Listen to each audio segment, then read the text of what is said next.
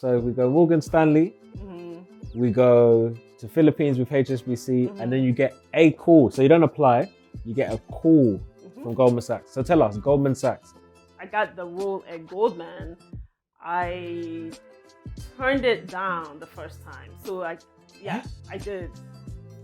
What?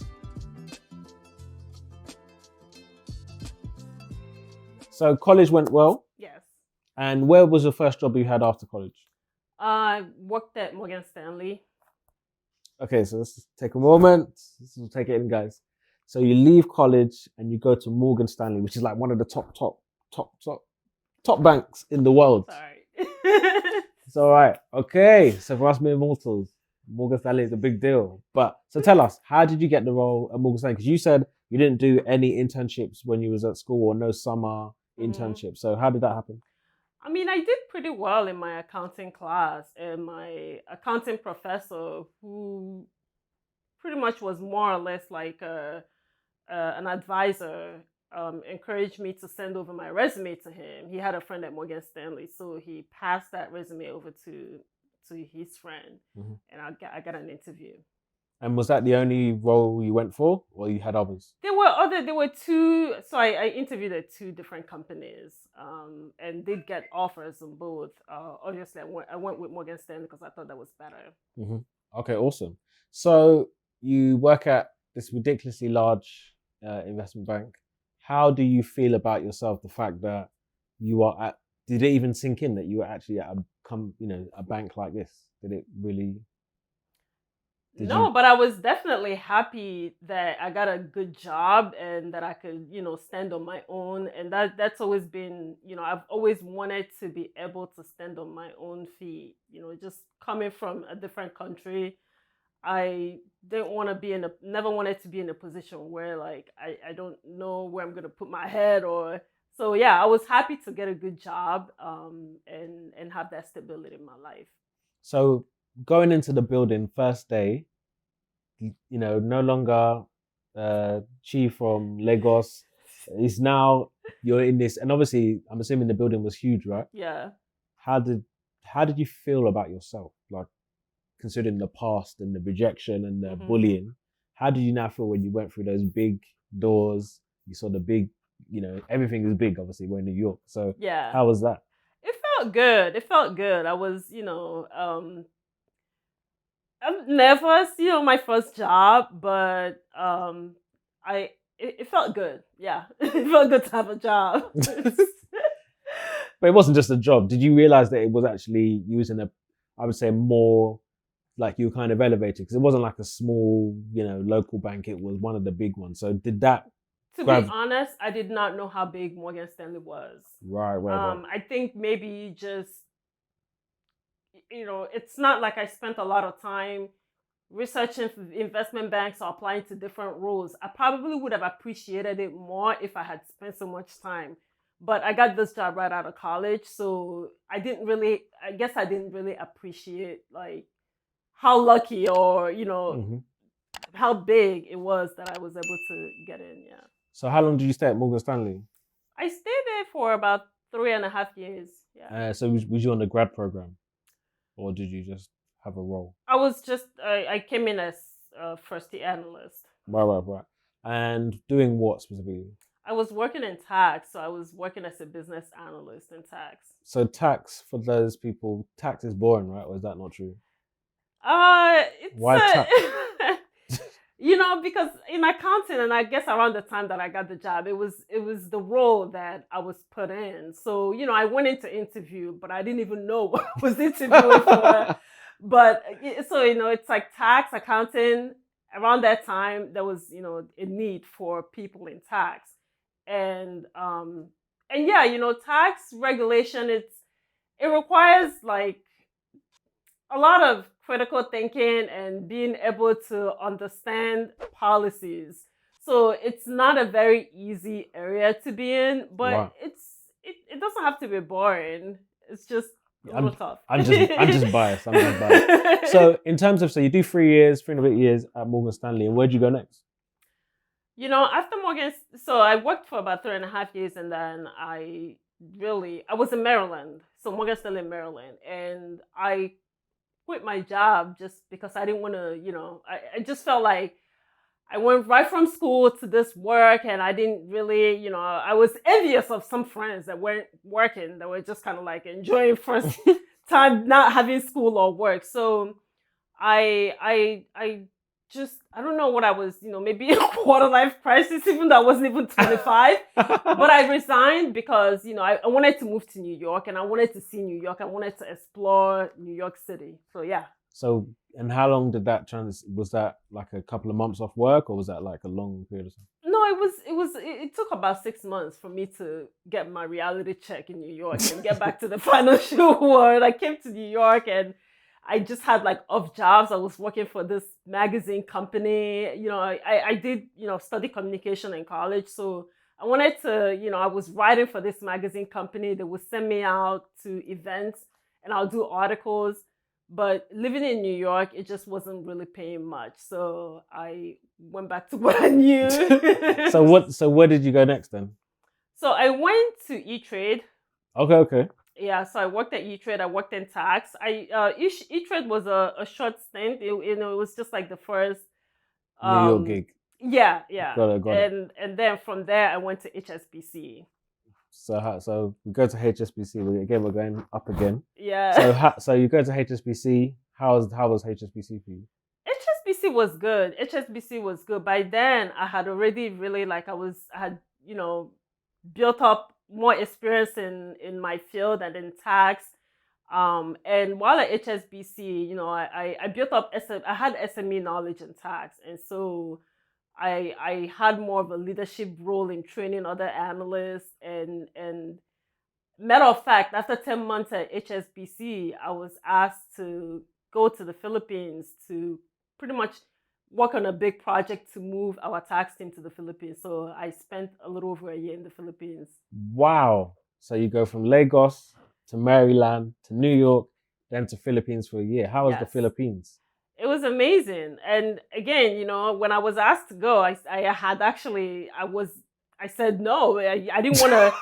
Why? I didn't know anything about the Philippines. I thought it was like just 20 hours away from everything that I knew. And so, and they had to convince me. They asked me, just go for a couple weeks and see how you like it. And then let us know if you can do it. So I did go for a trial. But no, it was amazing. I worked with about 200 analysts that I helped to, I basically trained them on all aspects of tax. 200? Yeah, it was about 200, maybe even a little bit more, but they were hired in batches. So hold on. So you would be 25, 26? Yeah. Mm-hmm. How did that feel? Because that's like a boss move. Yeah. 200 people. Obviously, I know it's not one time, but that's a lot of responsibility for a 26-year-old. Yeah, I mean, I had other people on the team that were. I was ultimately the person that was training the analysts, but there were also other people on the team that were working on the project. But no, it felt good, and honest, and definitely, and my managers, and there was a lot of appreciation for what I went there to do. I got a lot of exposure to senior management. I do remember some people actually in the New York office not very excited about the fact that I was chosen to go. And I remember this one lady saying, how is she old enough to have this much knowledge in tax? Wow. Yes. Not to your face, you heard that? No, not to my face, of course. But, okay. But yeah, so that was some of the, some people were happy, others weren't so much. So at this point now, you've done your 1 year in Philippines. In terms of your confidence, which is obviously kind of broken when you were younger, mm-hmm. Where is your confidence level at now at this point in life? Pretty high. I think being... having gotten to that level where being given these big projects, definitely, I mean, it boosted my confidence, and I felt like I could do whatever I put my mind into. So you come back from the Philippines, some people are happy, some people are not. your internal confidence, where are we now? Are we boosted? Like, do you feel like you can take on the world? Yes, I mean, I've always felt like I could take on the world, but That is so Nigerian. I love it. I always knew I could, but it was just other people to realize that. So how long did you stay at HSBC when you came back? Oh, I was there for barely a year when someone from Goldman reached out to me on LinkedIn, and So wait a second. So we go Morgan Stanley, Mhm. we go to Philippines with HSBC, and then Mhm. you get a call. So you don't apply, you get a call Mhm. from Goldman Sachs. So tell us, Goldman Sachs, did it register who was reaching out to you? Yeah, at this point in my career, I know Goldman Sachs was kind of a big deal. So Did you take it seriously? It's like, oh, if I get it, I get it. If I don't, I don't. yeah, I was, honestly, I was. I've heard stories about people having like 20 interviews and not getting the job, and so I wasn't even. I didn't think that I would get it, but I was like, well, this is a good experience to actually interview with Goldman. So I didn't care so much if I would get it or not, but I just knew that it was a good opportunity for me to interview. So yeah, So you interview, you get the job. I got the job. Yes, I got the job. So then, so where are we now? Are you now vice president in the like, or No, how so are you? I was assistant vice president at HSBC. And the role, it was kind of a lateral move. Right. Yes. And so yeah, I I didn't expect, I wasn't really ready to move. And even after I got the role at Goldman, I turned it down the first time. So Eh? I did. What? You know, Explain why. yeah, so there was a lot going on, and at that point, with like family, and I thought to myself that I wasn't ready to move into a new role. I just, always hearing that with Goldman, there's a lot of commitment, long work hours, and I just didn't know if I was ready for it at that time. Right. So I did turn it down, and about 4 months later, I had a change of mind. And What so, changed? I think I felt maybe it was a shock when I got it, and I just did, and you had a certain amount of time to accept or reject it. And so, after 4 months, some of the things that were going on had, that affected I had actually lost an uncle. And Oh, okay. so, my family, there was just a lot going on in that time period that I just didn't feel like it was a good time for me to start a new role. But yeah, after a few months later, I feel like I started to think back to, I had some talks with people, and I thought maybe I'll give Goldman a call and see if that position is still available. And so I reached out to the recruiter, and funny enough, she told me that she would talk to the hiring managers and see if something was available. But it just, the conversation, it didn't sound like, I was gonna get a role. It sounded like it was filled. So maybe they Right. were just being nice. So we'll keep your resume on file. But yeah, no, about 2 weeks later, they called me and gave me the offer again. Wow. So now you're now obviously not just, you don't just have a job, you have a good job. Mhm. You're now making quote unquote good money, would we say? Yeah, I was doing all right. Excellent. And then you now go to Goldman, and how is that environment? Is it more male dominated? Ooh. Is it diverse? What was it like? Male dominated, not diverse. Yes. Right. Yeah, it was tough, but no, it was a great, I mean, I guess I always talk within my team because when you start there, you don't see the entire company, right? Yeah, You of only course. see, yeah. But I felt I was it was a big culture shock, and it was different from what I was, where I was coming from. Mhm. But no, I learned a lot from Goldman. It was tough, but I needed that to grow. Obviously, being around these intellectual people at Goldman, how long do you stay at Goldman now, considering the environment and the intensity? You saw within Goldman, I moved around quite a bit. Different roles. Yeah, different Okay. roles. Yeah. So, but all in all, I was there for over 5 years. So this is your longest role. Yes, it's my longest role. So why were you there for 5? Why didn't you why didn't you stay? Why did you move on? I liked Goldman, and also I liked the fact that I was able to move around within Goldman. So, with my role at HSBC, I was kind of in the same role, but at Goldman, I was able to, I had only done tax prior to Goldman, and when I started Goldman, I was hired in tax, but I got an opportunity to explore a different part of business operation, and so I ended up moving into asset servicing and then moved into asset management. So Nice. yeah, I was open to different roles, and I wanted to take advantage of that. Nice. So how did you get your next role?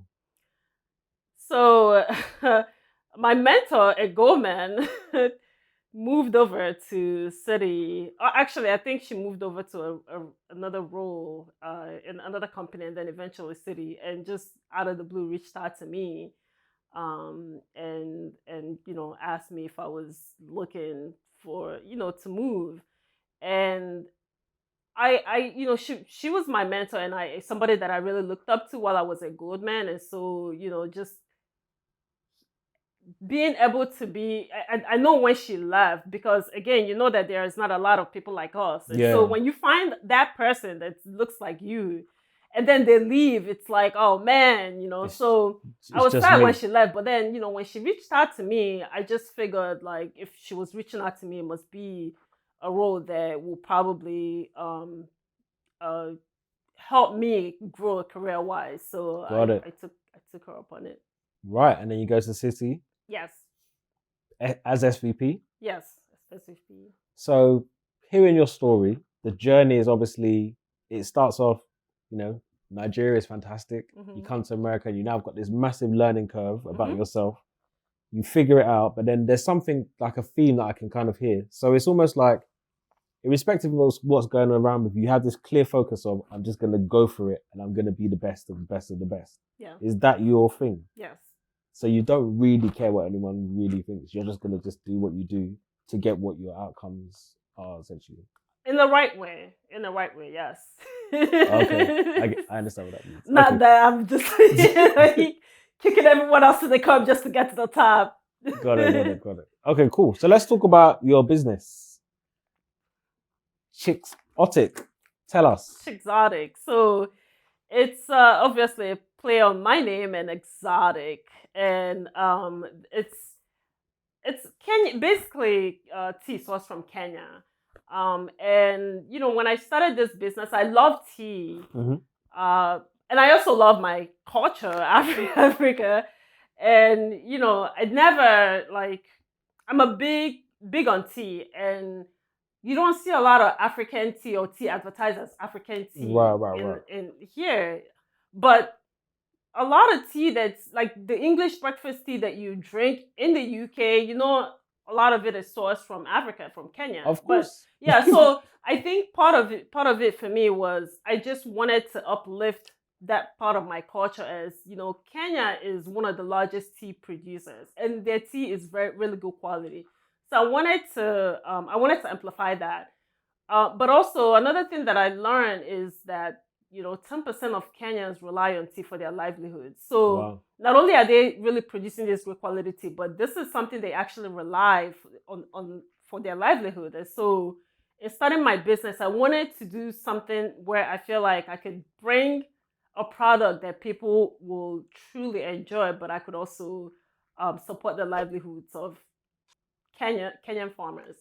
Awesome. So where can we buy some of this goodness, this good tea? You can buy it we're on Amazon, we're on Etsy, we're on chixotic.com. So yeah, just visit www.chixotic.com.